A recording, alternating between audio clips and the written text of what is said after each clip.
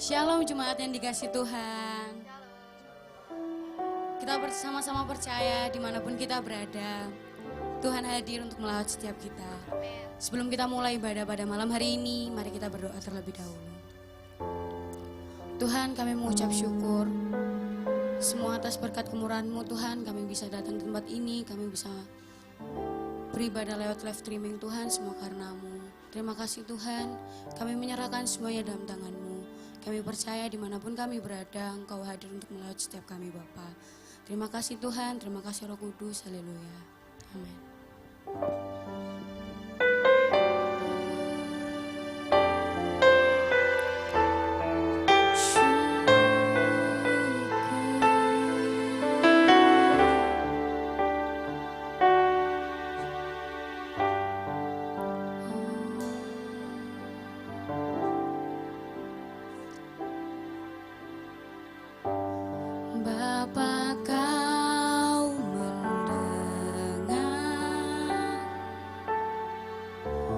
Seruan hatiku,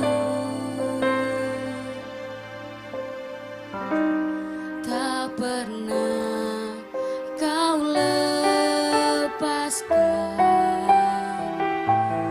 dari kasih-Mu. Lewat lembah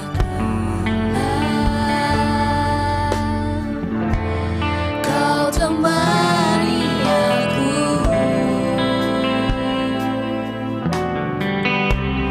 Roh-Mu bekerja selalu untuk kebaikan-Mu, mengalir kuasa dari tempat maha tinggi. Bapa Kakang mulia, Kau hadir di sini, memulihkan hati, menyembuhkan yang terluka. Ku kan tenang bersama-Mu, Bapa. Mari Bapak-Bapak, Ibu-Ibu semuanya nyanyikan lagu ini dari awal. Bapa Kau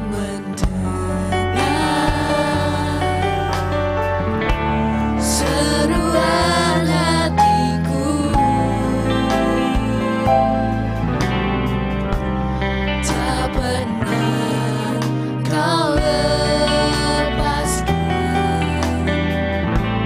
dari kasih-Mu. Lewat lembah Kau temani aku, Roh-Mu bekerja selalu untuk kebaikan-Ku, mengalir kuasa dari tempat maha tinggi. Bapa Kakang mulia, Kau hadir di sini, memulihkan hati, menyembuhkan yang terluka. Ku kan tenang bersama-Mu, Bapa. Mengalir kuasa dari tempat maha tinggi. Bapa Kakang mulia, Kau hadir di sini, memulihkan hati, menyembuhkan yang terluka. Ku kan tenang bersama-Mu, Bapa.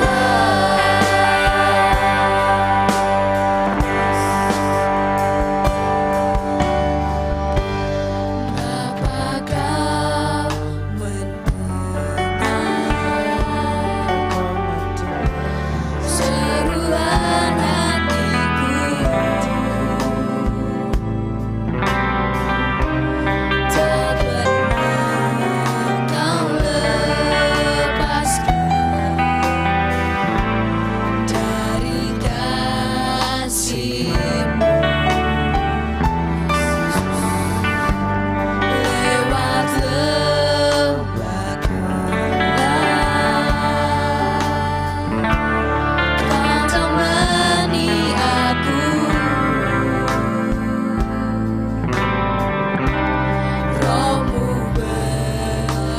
bekerja selalu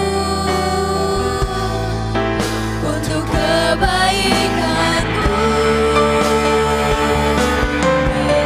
Mengalir kuasa dari tempat maha tinggi, Bapa kekal mulia, Kau hadir di sisi, memulihkan hati, menyembuhkan yang terluka.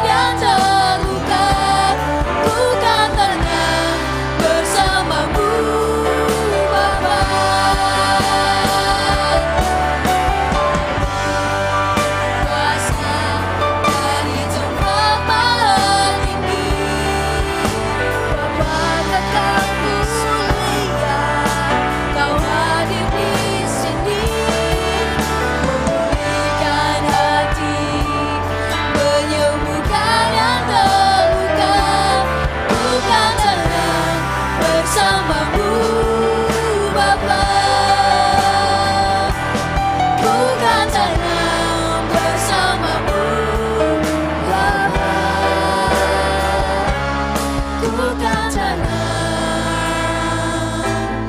bersamamu.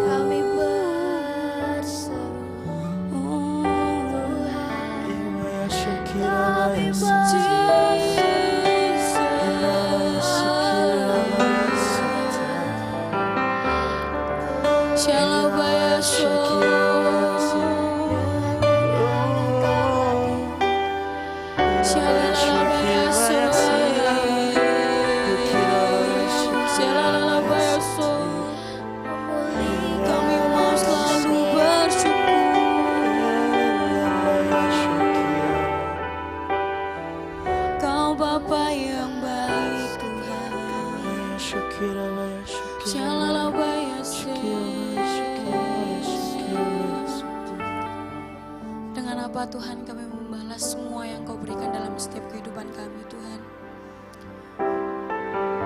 Kau Bapa yang teramat baik dalam setiap kehidupan kami Yesus. Dengan apa ku membalas kasih-Mu yang ku terima dari-Mu.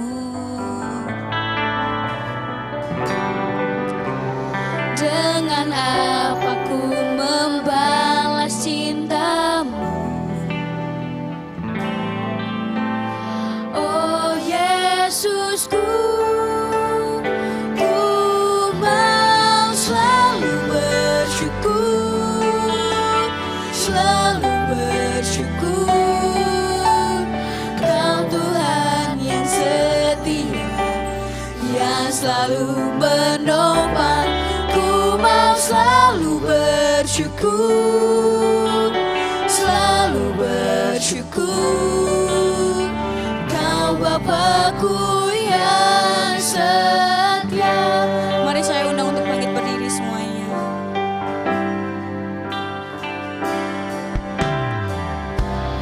Dengan apa ku membalas kasih-Mu yang ku terima dari-Mu.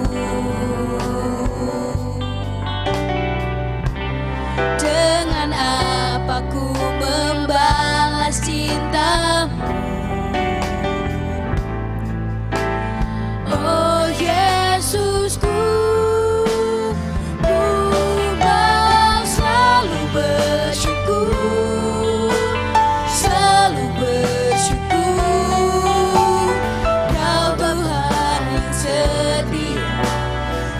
Selalu menopang, ku mau selalu bersyukur, selalu bersyukur.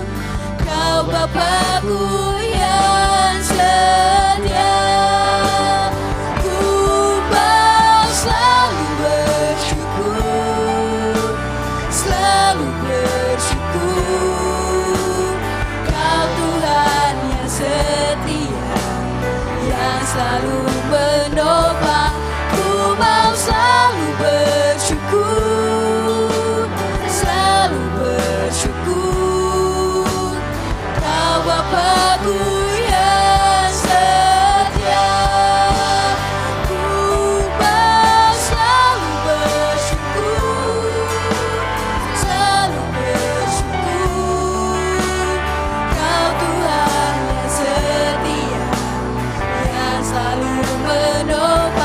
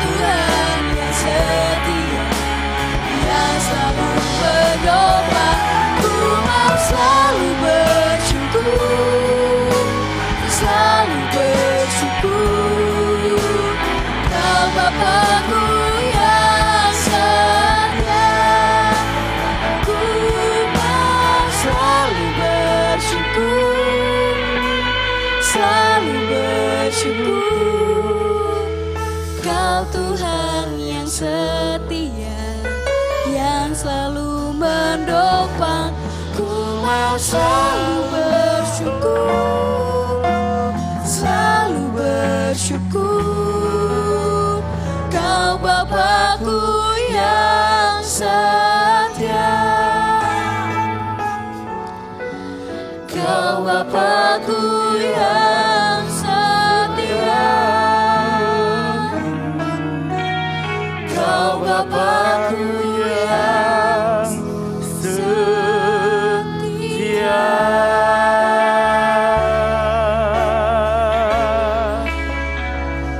Sebab Engkau Allah yang setia. Setiap perkataan firman-Mu tidak pernah kembali dengan sia-sia. Satu persatu terjadi dalam hidup kami.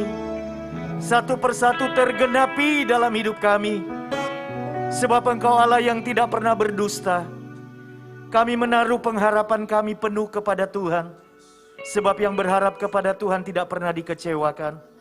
Malam ini adalah malam pemulihan, di mana yang lemah menjadi kuat di dalam hadirat-Mu Tuhan. Yang sakit disembuhkan. Terima kasih Engkau ada di sini. Dan itu yang paling penting bagi kami menghormati kehadiran-Mu. Untuk kesempatan kami mendengarkan firman-Mu adalah anugerah terbesar bagi kami. Pengurapan-Mu turunlah atas hamba-Mu.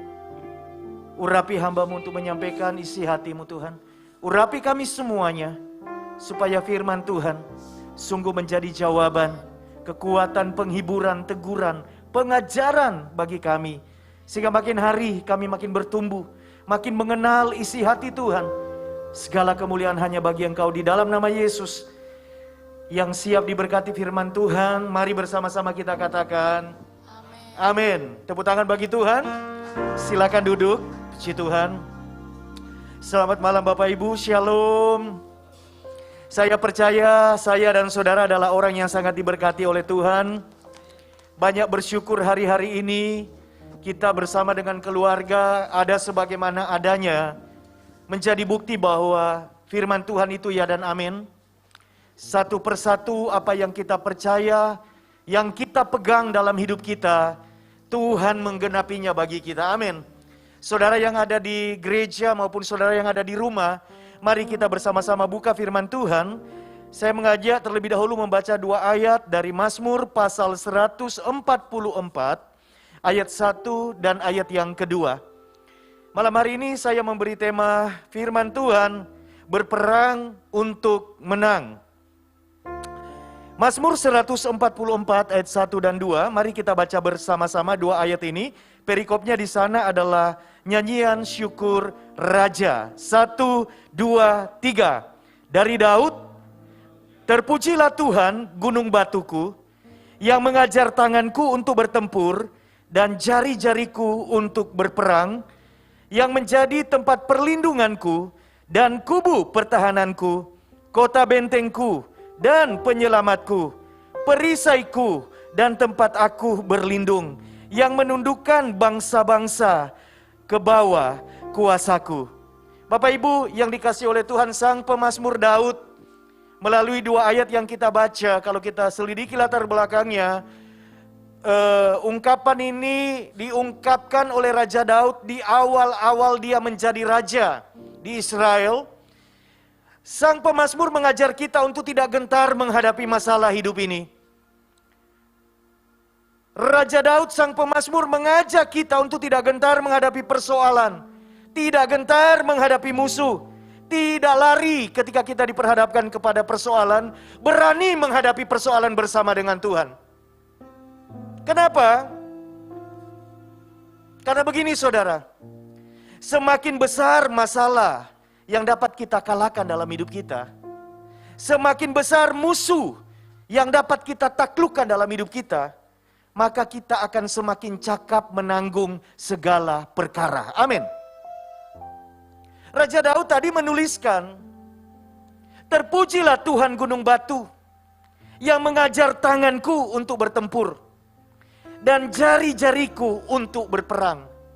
Dalam sebuah saat teduh ketika saya membaca ayat ini, saya menyelidikinya, seperti melompat keluar ketika saya membacanya, dan ada sesuatu yang luar biasa di sini, bahwa sejak semula Tuhan kepada Daud mengajar sesuatu, saudara.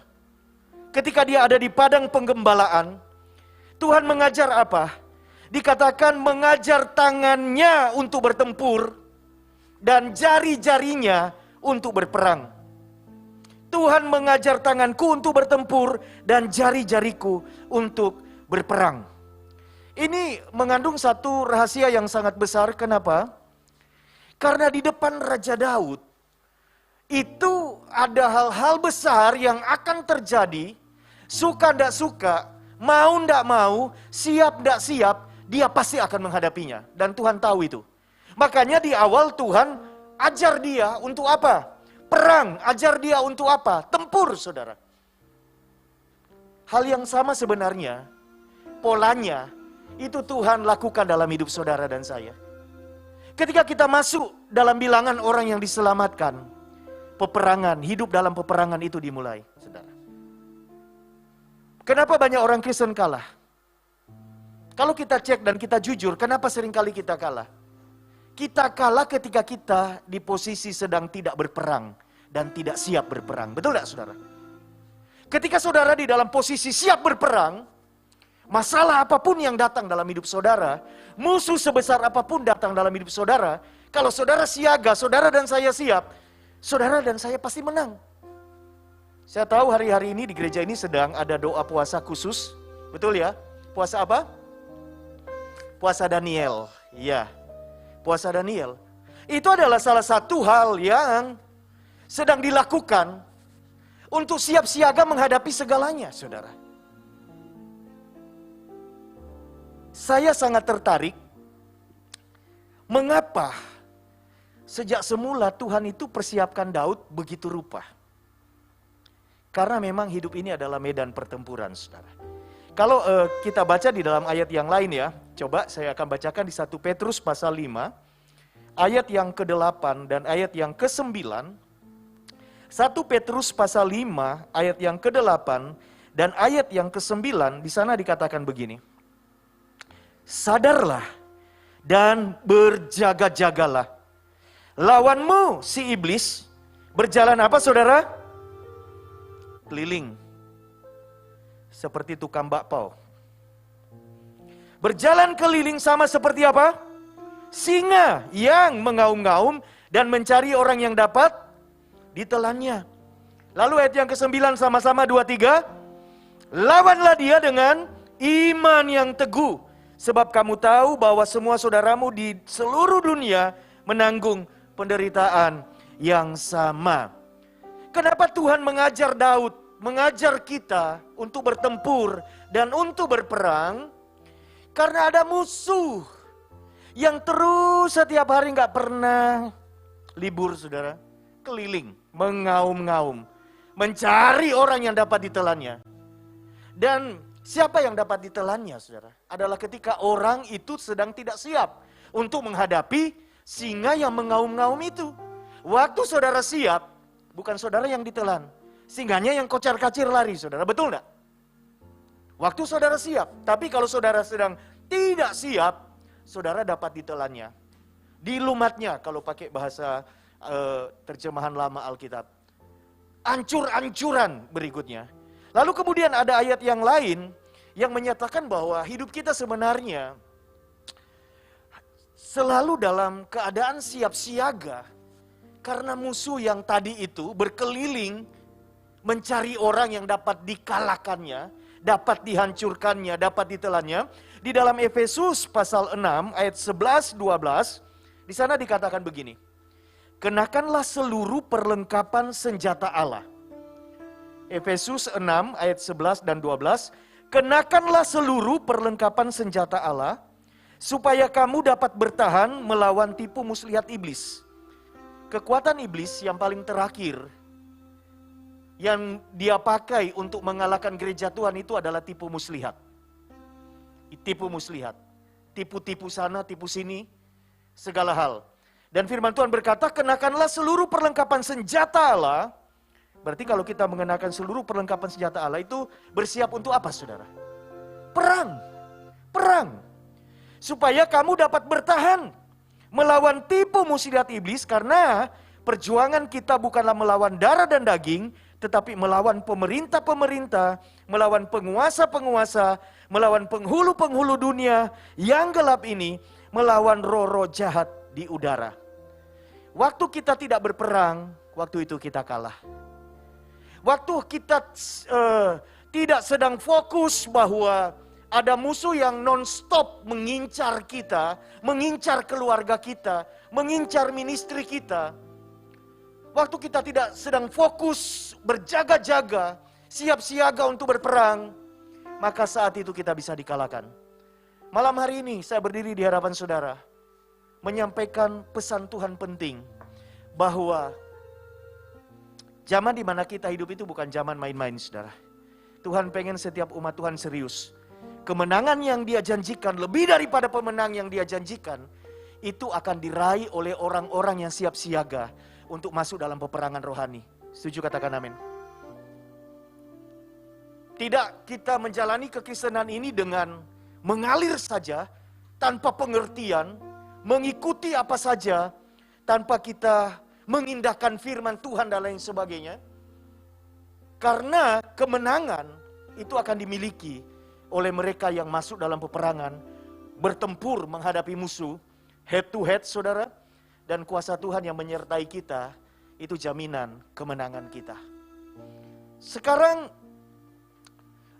kenapa Tuhan menyatakan pernyataan yang sangat-sangat simbolis begitu ya, di dalam Mazmur 144. Terpujilah Tuhan gunung batuku yang mengajar tanganku untuk bertempur dan jari-jariku untuk berperang. Saya mendapatkan pengajaran di sini ketika saya merenungkan lebih dalam firman Tuhan, bahwa Tuhan mengajar seseorang itu mulai dari hal-hal yang kecil. Tuhan mengajar saudara dan saya menang, menjadi pemenang, itu mulai dari menang untuk perkara-perkara kecil. Jari-jari bertempur, saudara. Tangan yang bertempur itu perkara yang lebih besar lagi. Tuhan mengajar kita untuk menang atas hal-hal kecil, karena prinsipnya ketika kita menang atas masalah kecil, kita akan menang pada masalah berikutnya yang lebih besar. Setuju, katakan amin. Tuhan mengajar itu, dan musuh yang dihadapi oleh Daud itu tidak tanggung-tanggung. Ada dua musuh, dari dalam dirinya dan dari luar dirinya. Dan kita melihat Daud mengalami kemenangan, saudara. Satu kali Daud ini, kalau kita ingat kisahnya, dikejar-kejar oleh mertuanya sendiri, mau dibunuh. Bukan dikejar-kejar mau membicarakan warisan, saudara. Mau dikasih uang begitu ya. Oh, mau dikasih jabatan jadi raja. Dia dikejar-kejar Saul untuk apa? Dibunuh. Saudara, dan tidak main-main. Daud dan pengikutnya itu harus lari dari satu gunung ke gunung yang lain, masuk dari satu gua ke gua yang lain, sembunyi. Karena raja itu pimpin pasukan secara langsung untuk ngejar dia. Satu waktu, ada dua kesempatan. Daud bisa bunuh orang yang berikhtiar membunuh dia, yaitu Saul, mertuanya sendiri. Satu peristiwa, ketika dikejar, Daud masuk ke dalam gua. Masuk ke dalam gua, dan pasti di dalam gua itu, dengan pasukannya, mereka tenang, diam, supaya tidak terdengar. Ketika pasukan Saul ada di sekitar situ, sang raja itu pengen buang air, saudara. Dia masuk ke gua itu. Ada Daud di dalam gua itu. Raja sendiri di situ. Tinggal apa, saudara? Tinggal dari belakang diginiin aja, ditarik, mau diapakan aja. Mau ditombak atau mati ketawa, dikitik-kitik. Terserah, di dalam gua, tidak ada yang tahu. Tapi Saul mengurungkan niatnya, walaupun orang di sekitarnya dia bilang, ini waktunya. Masalahmu selesai kalau engkau balas dendam. Satu waktu, itu kan masalah dari dalam dirinya ya. Satu waktu, Saul dan pasukannya masih dalam misi mengejar Daud untuk membunuh Daud. Ketiduran. Dan Daud dengan pasukannya masuk ke dalam rombongan itu dan memotong apa saudara? Jubah dari Saul itu. Lagi tidur tinggal apa saudara? Ada kesempatan. Tetapi Tuhan yang melatih Daud bukan hanya menghadapi musuh yang ada di luar dia, tetapi musuh yang terbesar di dalam dia, yaitu kemarahan yang mungkin ya sama dengan kita. Kecenderungan manusia adalah apa saudaraku? Ngabisin orang yang tidak dia sukai. Itu pada umumnya. Balas dendam. Apalagi ini jelas-jelas mau bunuh dia, ngejar untuk bunuh. Tetapi ketika Tuhan melatih Daud dari hal kecil, bagaimana di padang penggembalaan Tuhan melatih dia, melatih tangannya, melatih jari-jarinya. Jari-jarinya dilatih Tuhan itu untuk apa saudaraku? Dari hal-hal kecil, dalam penyembahan dia memainkan kecapi dengan jari-jarinya. Dia membangun hubungan dengan Tuhan. Dan ada kontrol di dalam dirinya. Sehingga ketika dia punya kesempatan melampiaskan semuanya, dan itu timing yang tepat, dan semua orang akan berkata, memang Tuhan kasih waktu yang tepat buat kamu balas dendam. Tapi Daud berkata, sekali-sekali aku tidak akan mengusik orang yang dipilih dan diurapi oleh Tuhan.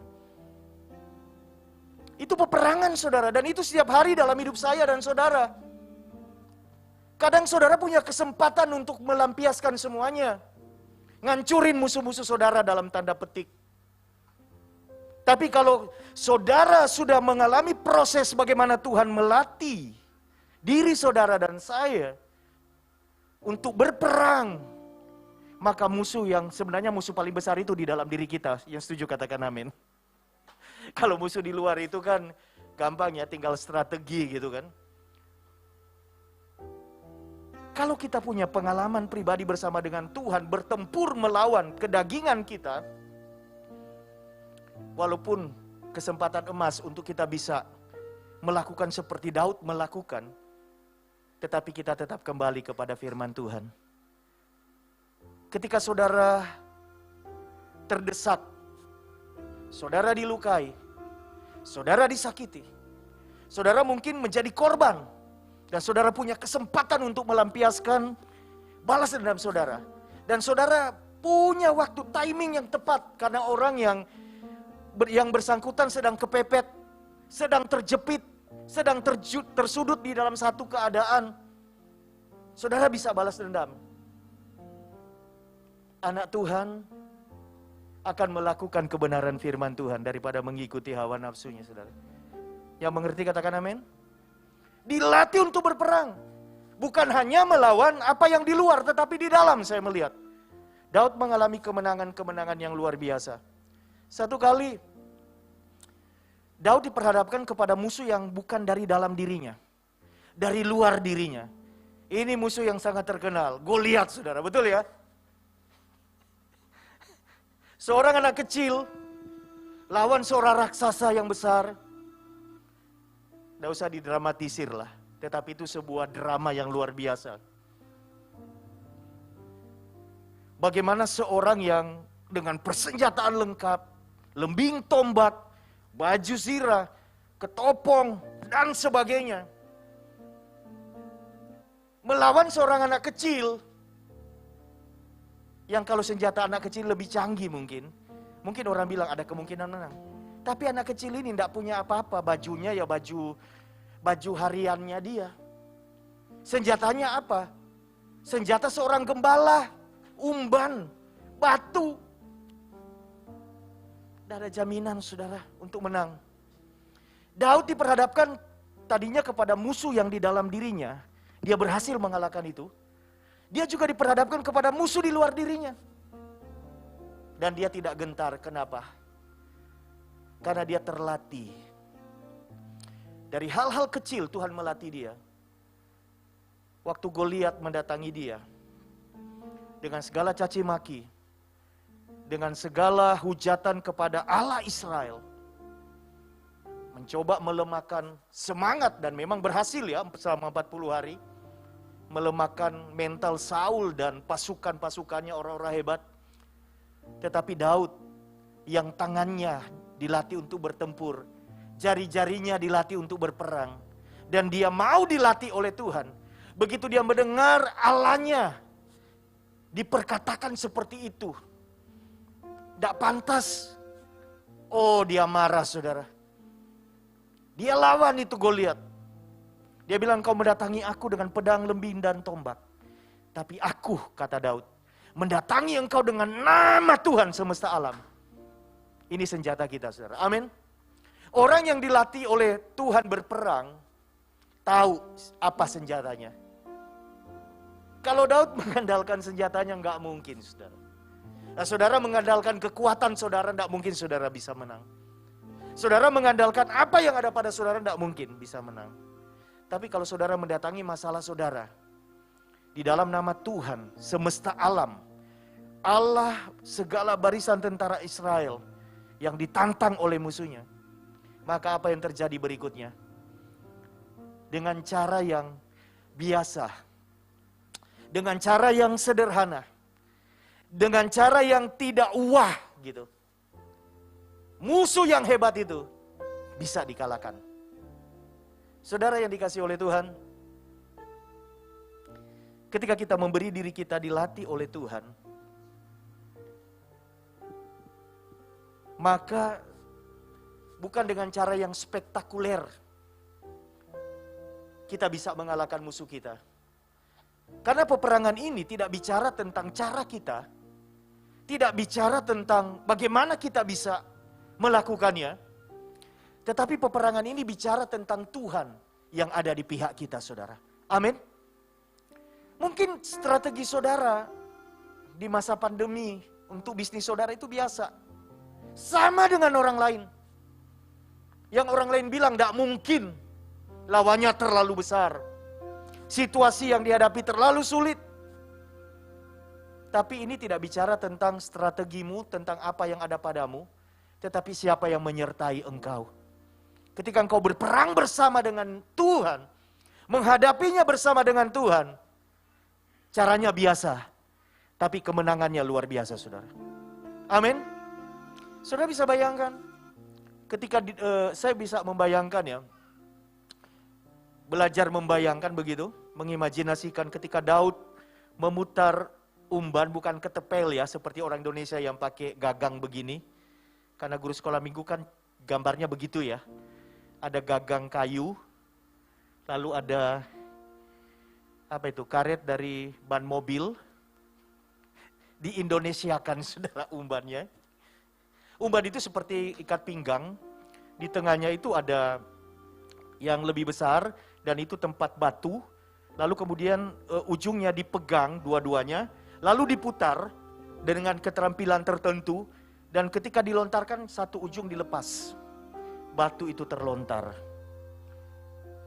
Itu cara biasa dipakai oleh gembala menghadapi serigala, menghadapi beruang dan lain sebagainya di padang.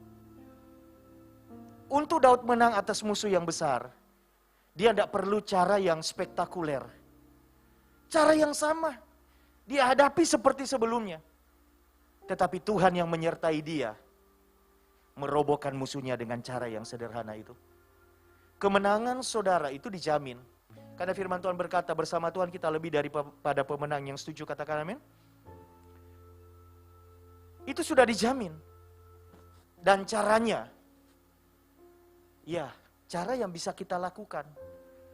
Bukan cara yang tidak bisa kita lakukan. Cara yang bisa kita lakukan. Saya beberapa hari yang lalu ada di Cilacap, saudara, ada undangan seminar. Dan waduh, di sana saya itu banyak mendengar kesaksian yang luar biasa bagaimana di masa pandemi ini jemaat Tuhan Gereja Allah Baik El Shaddai di Cilacap itu mereka mengalami kemenangan-kemenangan yang luar biasa. Jadi ada satu kasus yang saya bilang, ini dewasa ini jemaat. Jemaat dengan jemaat kongsi bisnis. Dua-duanya lagi menggebu-gebu dalam Tuhan. Nilai bisnis yang mereka kerjasama, itu gede saudara. Ratusan juta. Lalu ada satu orang yang entah mengapa oleng begitu.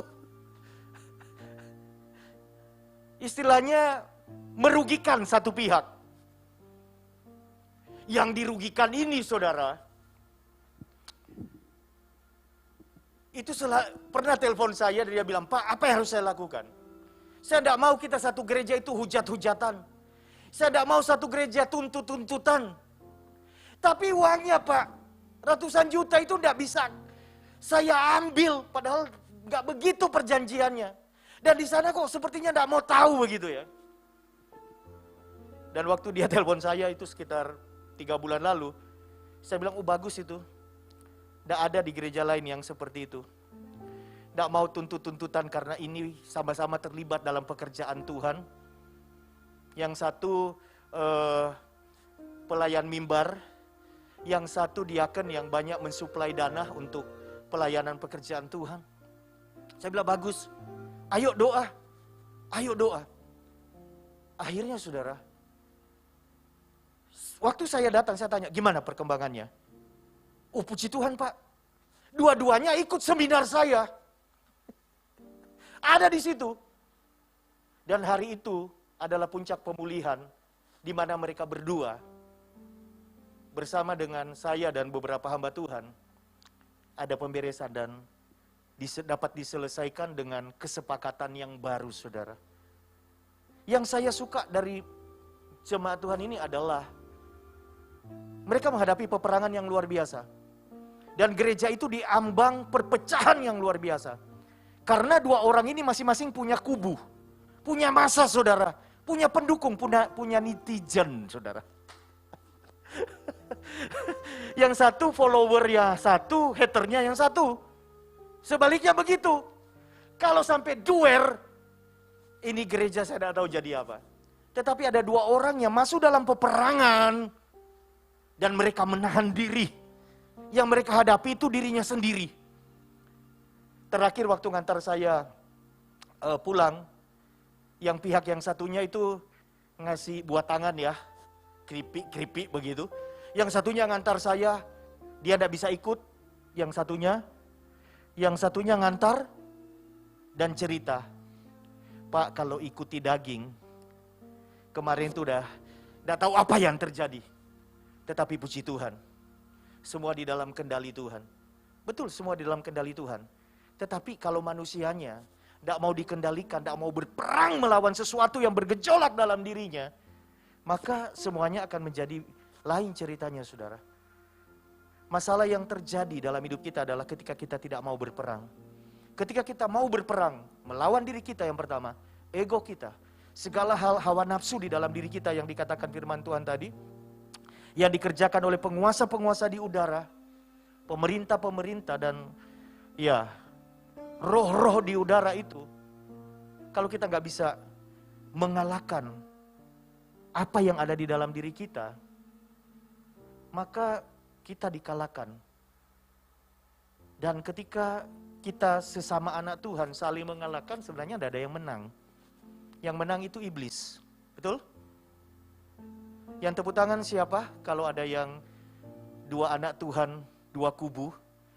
Yang tepuk tangan siapa? Iblis. Daud dilatih Tuhan. Jari-jarinya. Itu bicara tentang hal-hal kecil. Tuhan ajari kita dari hal-hal kecil. Untuk menang di sana. Karena ada tantangan yang lebih besar. Tuhan itu kepengen kita maju beberapa langkah setiap kali saudara. Tuhan tidak mau kita terjebak hanya selalu di masalah itu dan di masalah itu dan di masalah itu. Karena ada hal besar di depan menunggu kita. Yang mengerti katakan amin. Ada visi besar. Ada rencana Tuhan yang besar. Lah kalau kita masih buter di situ, jari-jari kita masih tidak bisa bertempur dengan hal-hal kecil, maka tangan kita juga tidak bisa memukul hal-hal yang besar. Daud mengajar kita bahwa hidup ini adalah peperangan.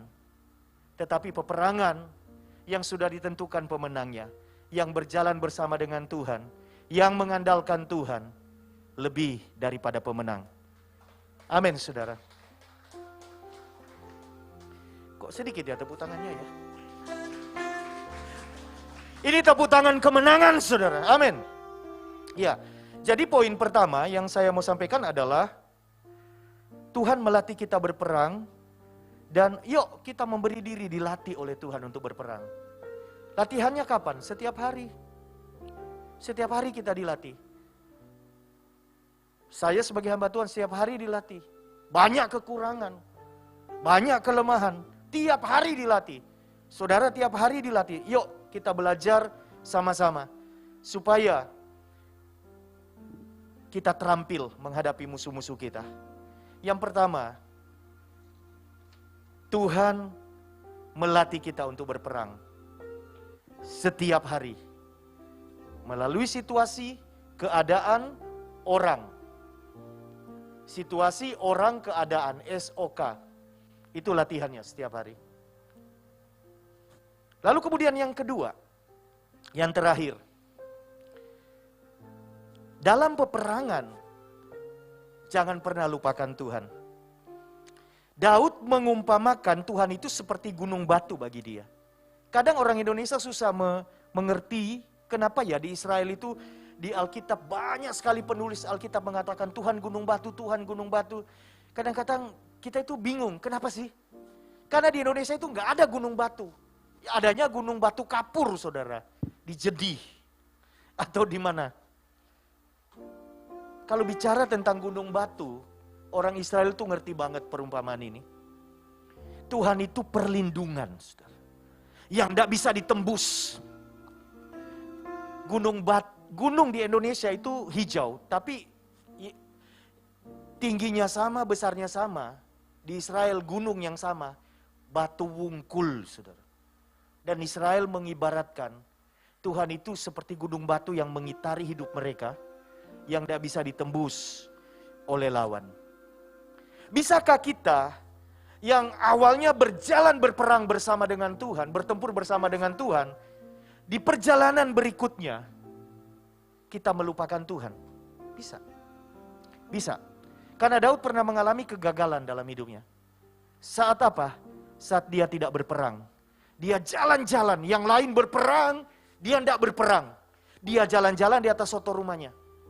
Dan dia melihat wanita, rakyatnya sendiri sedang mandi. Mestinya kan dia panggil menteri perumahannya.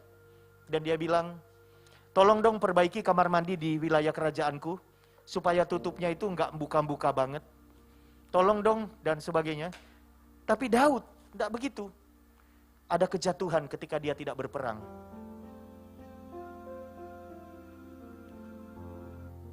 Hidup yang dia jalani, dia lupa sama Tuhan. Dia jatuh dalam dosa dan tidak main-main. Puji Tuhan ada kesempatan untuk dia menyadari itu dan dia dipulihkan. Yang kedua, firman Tuhan mengajar kita bahwa keadaan di sekitar kita itu berbahaya. Apalagi hari-hari ini, saudara. Sekarang ini Indonesia masuk di kehidupan yang banyak protes sebenarnya. Yang terakhir para pemudik siluman itu mulai muncul. Yaitu mudik dengan memakai, karena sudah mulai di-cut pembatasan, mudik pakai baju Grab, saudara. Bawa banyak barang, ketangkap. Ternyata mau pergi mudik. Tapi pakai ini, jas itu. Tapi tolong ini jangan jadi ide saudara. Pemerintah membatasi. Iya kan? Lalu ada yang step by step. Dari satu kota ke kota dekat nginap, besok jalan lagi nginap, dan seterusnya. Kenapa sih pemerintah kok mengambil keputusan penting ini? Bahkan kemudian diperpanjang waktunya. Karena ada masalah besar yang akan dihadapi Indonesia. Bahkan prediksi dari pakar mengatakan kalau Indonesia lengah, lebih parah dari India akan terjadi di sini. Itu sesuatu yang menakutkan sebenarnya, saudara. Itu musuh. Tetapi malam hari ini kabar baiknya adalah Tuhan itu tempat perlindungan kita. Dia gunung batu. Di dalam satu ayat itu saya baca hebat banget. di ayat yang kedua Mazmur 144. Yang pertama dikatakan ayat 1, terpujilah Tuhan gunung batuku. Lalu kemudian yang di ayat yang kedua dikatakan Tuhan itu tempat perlindungan, kubu pertahanan, kota benteng, penyelamat, perisai, tempat perlindungan. Bukankah itu yang kita butuhkan hari ini? Betul saudara? Iya, itu yang saya dan saudara butuhkan hari ini. Kita gak bisa istilahnya begini loh, bersembunyi di balik masker ini. Dan kemudian kita merasa aman dan mau kemana saja. Bukan berarti saya menganjurkan saudara tidak bermasker. Kalau Tuhan tidak menyertai kita, semuanya tidak akan ada artinya saudara, betul? Tetapi malam hari ini, untuk orang yang berperang, maju berperang bersama dengan Tuhan, bertempur, berperang bersama dengan Tuhan, Tuhan menjadi gunung batu dalam hidupnya. Tuhan menjadi tempat perlindungan dalam hidupnya. Tuhan menjadi kubu pertahanan, kota benteng, penyelamat, perisai, tempat perlindungan. Aman bersama dengan Tuhan. Amin saudara. Saudara di rumah dan saudara aman bersama dengan Tuhan. Tetapi setiap hari memang sadari, berjaga-jaga. Ada yang keliling-keliling saudara, betul ya? Yang mau menjatuhkan kita. Dan kita harus ngerti itu. Waktu kita berjaga-jaga, tidak lengah, kita pasti menang. Kalau kita nyantai, tidak perang, bisa jatuh kita seperti Daud. Karena musuh kita itu tidak kelihatan. Melawan penguasa-penguasa di udara. Tetapi jangan takut. Firman Tuhan diberitakan untuk tidak membuat kita takut.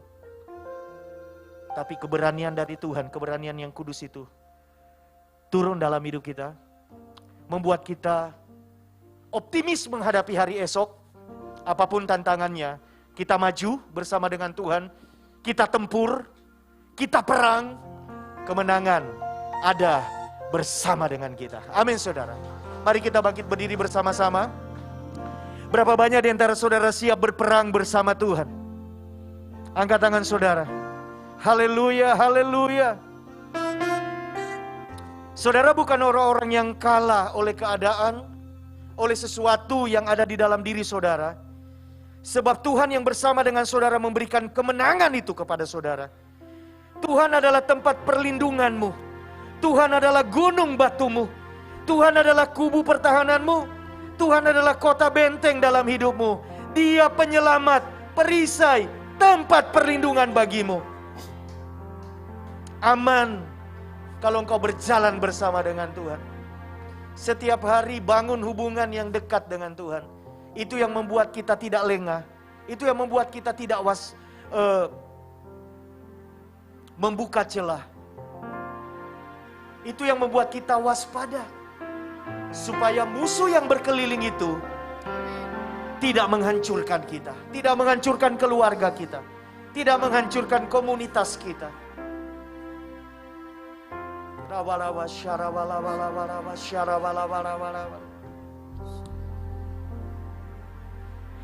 Engkaulah kekuatanku,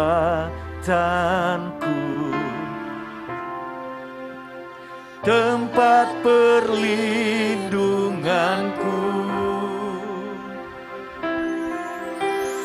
Saat badai menerpa,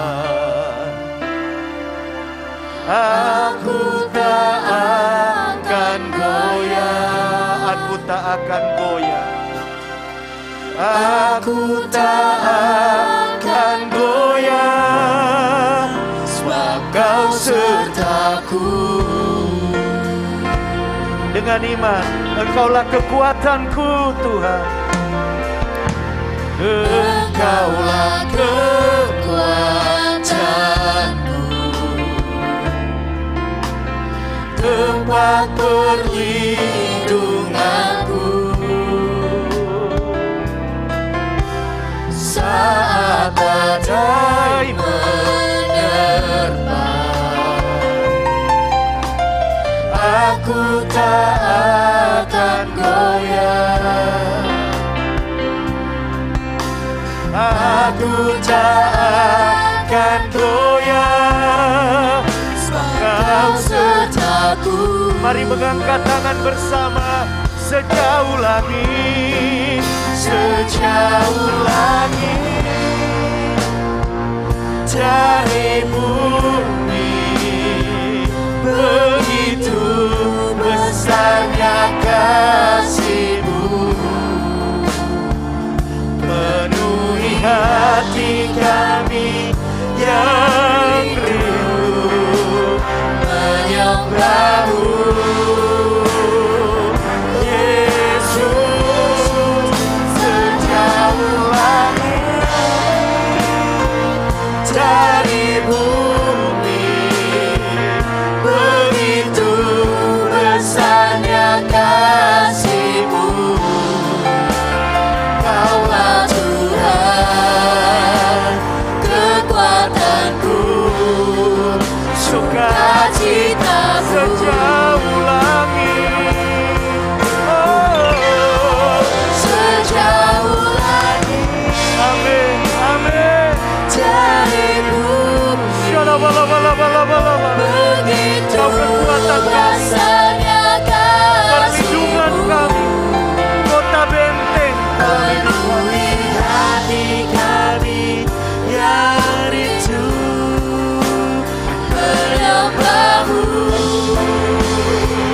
Yesus, sejauh langit, dari bumi, begitu besarnya kasih-Mu, Kaulah Tuhan, kekuatanku, sukacitaku. Ketika Tuhan mengajar tangan kita untuk bertempur, dan ketika Tuhan mengajar jari-jari kita untuk berperang, artinya ketika kita diizinkan menghadapi persoalan dalam hidup kita, maukah kita berperang bersama dengan Tuhan? Maukah kita memperkuat manusia rohani kita, sehingga kita mengalami kemenangan? Dan kemudian ketika kita diperhadapkan kepada masalah yang berikutnya, kita sudah terlatih, dan kemenangan demi kemenangan itu menjadi milik kita. Mengapa kita seringkali kalah? Karena kita tidak mau berperang. Mengapa seringkali kita kalah? Karena kita tidak berjaga-jaga. Malam hari ini, sadari satu hal saudara, jemaat Tuhan. Musuh kita setiap hari berkeliling dan tidak main-main. Dia ingin menghancurkan hidup kita. Dia ingin menghancurkan pekerjaan Tuhan yang sudah dibangun di dalam kehidupan kita, di dalam komunitas kita dan lain sebagainya. Mari kita lawan dengan iman yang teguh, karena kemenangan sudah Tuhan jamin. Berperanglah bersama dengan Tuhan. Lawan dengan iman yang teguh. Datangi musuhmu di dalam nama Tuhan. Maka Goliat-Goliat yang besar itu akan ditumbangkan di depan matamu sendiri. Engkau akan melihat bahkan musuh yang paling besar itu, engkau berhasil mengalahkannya bersama dengan Tuhan. Kenapa Tuhan melatih kita dari hal-hal kecil? Karena hidup ini terus berjalan, dan di depan ada musuh yang lebih besar. Oleh sebab itu, sebelumnya Tuhan mempersiapkan kita. Relakan diri kita, dipersiapkan, diperlengkapi oleh Tuhan, supaya kita menjadi pahlawan-pahlawan yang gagah perkasa di akhir zaman ini, memenangkan setiap pertempuran, dan di atas segalanya nama Tuhan yang dipermuliakan. Terima kasih Tuhan. Hamba-Mu selesai berbicara malam hari ini. Mungkin sederhana apa yang dapat hamba-Mu sampaikan, tetapi itu yang Kau taruh di dalam hati hamba-Mu.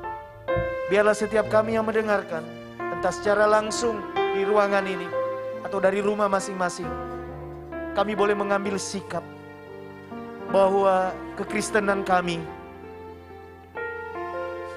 tidak untuk bersantai-santai, Tetapi kami harus menghadapi hidup ini siap siaga dalam peperangan, sehingga setiap hari kami mengandalkan Tuhan dalam hidup kami, karena dengan kekuatan kami tidak mampu. Terima kasih Tuhan. Terberkatilah setiap orang yang mendengarkan firman Tuhan. Setiap orang yang sedang mengalami pergumulan, peperangannya masing-masing malam hari ini, kemenangan dari Tuhan menjadi bagian mereka. Di dalam nama Yesus. Di dalam nama Yesus. Anak-anak muda, engkau hidup berkemenangan di masa mudamu. Di dalam nama Yesus. Dan kita para orang tua hidup berkemenangan. Di dalam nama Yesus. Kita bukan orang-orang yang kalah. Kita bukan orang-orang yang dikalahkan. Kita menang bersama dengan Tuhan. Di dalam nama Yesus. Dalam nama Yesus. Terima kasih Tuhan. Terima kasih Bapa. Segala kemuliaan hanya bagi-Mu.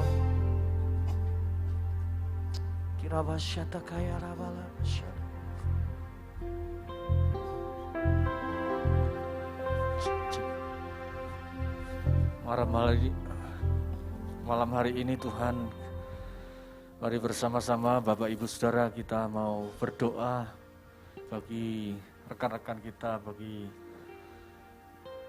saudara-saudara seiman, teman-teman kita yang sedang mengalami sakit.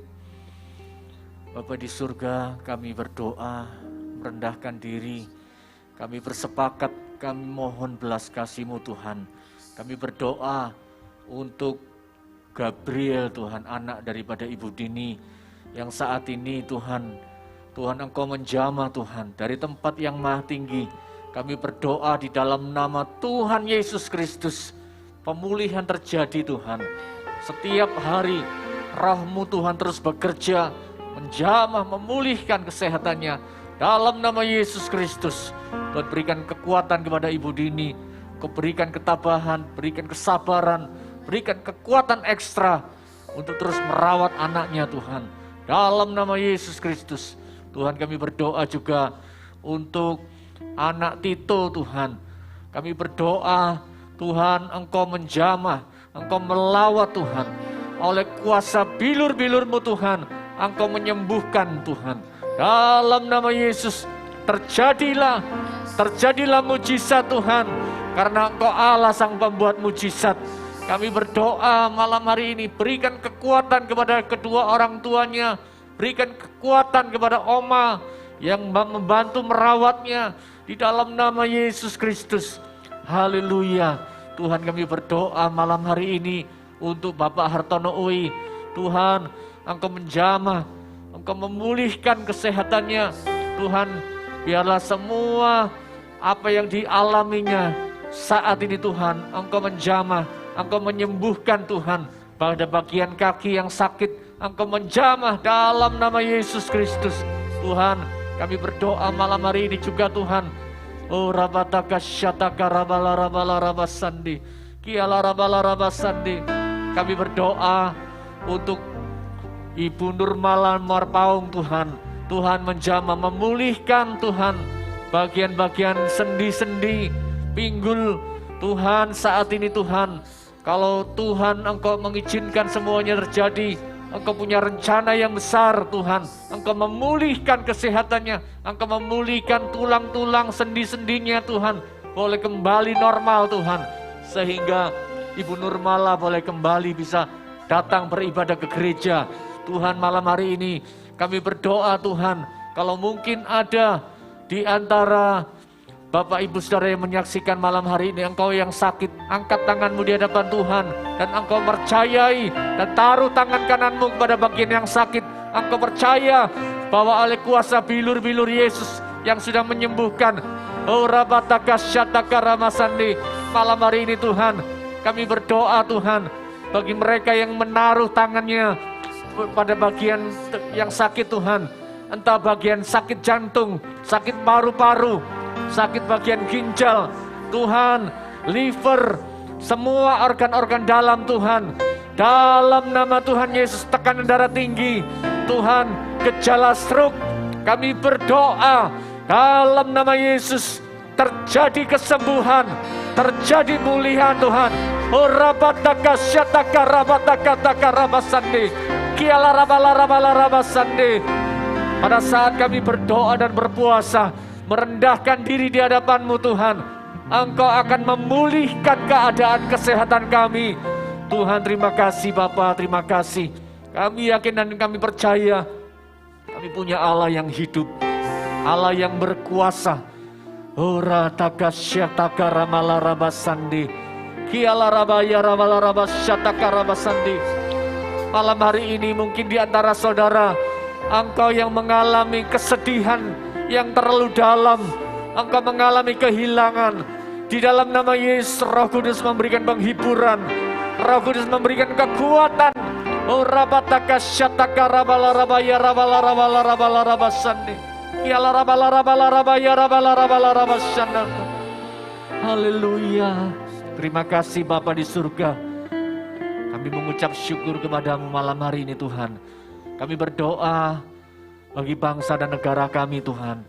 Kami memberkati Bapak Presiden, Wakil Presiden, semua staf menteri, TNI, Polri, bahkan sampai pejabat daerah Tuhan.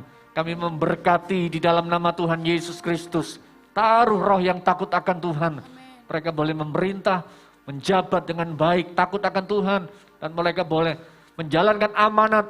Mereka boleh melakukan tugas mereka dengan baik Tuhan.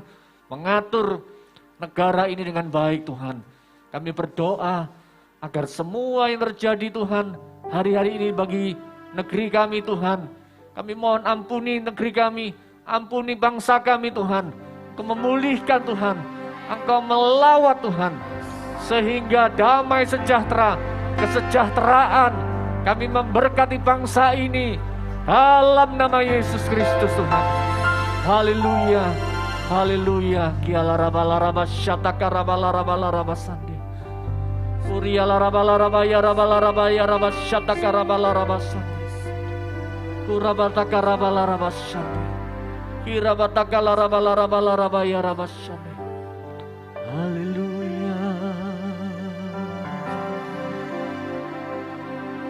Kau besar, perbuatan-Mu ajaib, tiada seperti Engkau, tiada seperti Engkau, sebab Kau besar, perbuatan-Mu ajaib, tiada seperti tiada seperti Engkau.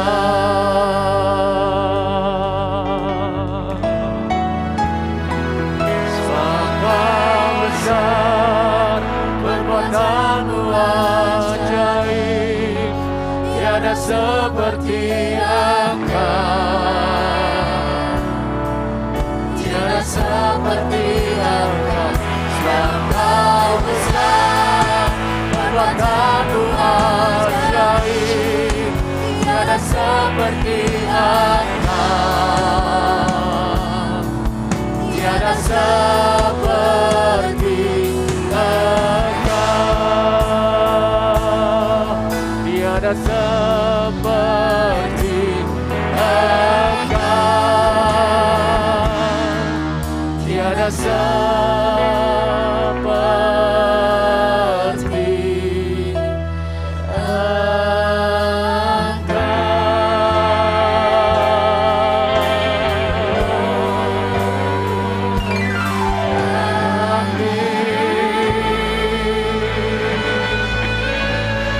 kasih Tuhan. Mari angkat kedua tangan kita di hadapan Tuhan. Juga engkau yang menyaksikan beribadah secara online, angkat tanganmu di hadapan Tuhan bersama-sama. Bukankah pertolongan kami daripada Allah Bapa yang Maha Kuasa? Tuhan, izinkan hamba-Mu memohon berkat bagi semua umat-Mu, jemaat Gereja Allah Baik Mahanaim, bahkan anak-anak-Mu Tuhan, mereka yang menyaksikan melalui tayangan online, melalui streaming, melalui Instagram Live, Facebook Live, kami berdoa, izinkan hamba-Mu memohon berkat dalam nama Tuhan Yesus Kristus. Diberkati usahamu, diberkati semua tokomu, diberkati semua bisnismu, diberkati karir pekerjaanmu, diberkati rumah tanggamu, diberkati keluar masukmu, diberkati studimu. Dalam nama Tuhan Yesus Kristus, perlindungan daripada Allah Bapa yang dikuasa, Harabatakasyani, persekutuan daripada Roh Kudus. Dalam nama Tuhan Yesus Kristus, mari yang percaya menerima berkat Tuhan bersama-sama katakan amin. Tuhan memberkati semuanya. Selamat malam. God bless you.